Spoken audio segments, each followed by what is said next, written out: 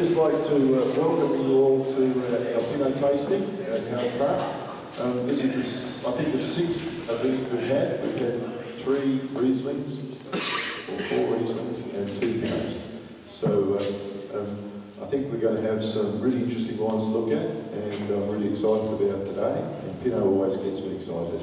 So thank you and welcome for coming. The format, we'll do the tastings, as you know, and we'll go out and let the staff pour the next bracket. So we'll do the brackets at the end, but if you could mark the wines and rate them, so we can collect those scores and let everyone have those scores in the next few days, and then we'll have lunch obviously here. So I'd just like to welcome my very good friend Peter, and let's go ahead and have a chat. Peter. Thanks, Jeff.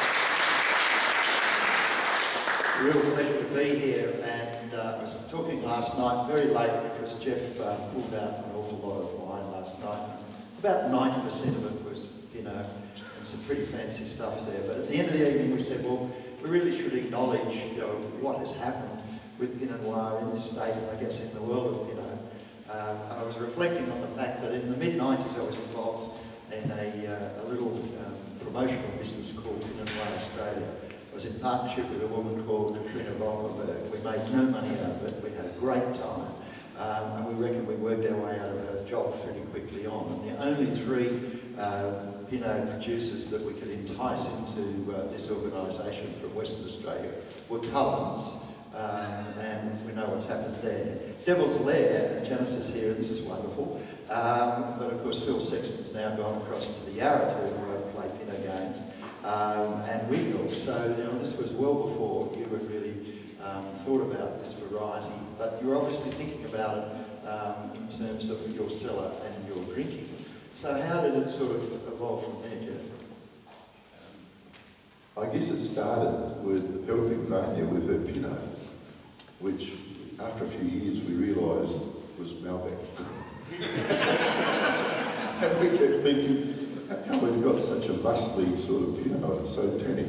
We can out-pomade the pomade, But we were on the wrong track, Look, my love of Pinot is transcended everything, and I'm now a total convert to what we can do in Western Australia. And I've been very privileged to have my very good friend Pascal Marchand, who sends his best wishes, but he's very excited because they've started doing work with his new cellars.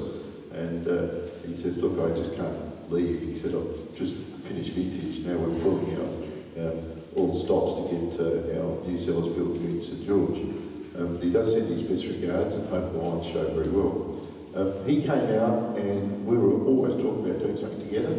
And we went all over the southwest and we sort of settled on where we thought we could produce the best Pinot. It was down in the Pongrubs and Mount Barker.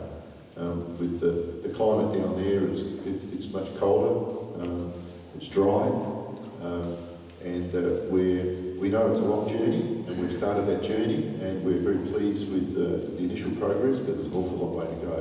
But I would encourage everyone that has an interest and wants to do something in Pinot to come down to Barker and the Pongrubs, because I think that's where we can do something really special, and we need more than 1 or 2 producers, so the more the merrier. So let's enjoy today and get into the tasting. Thank you.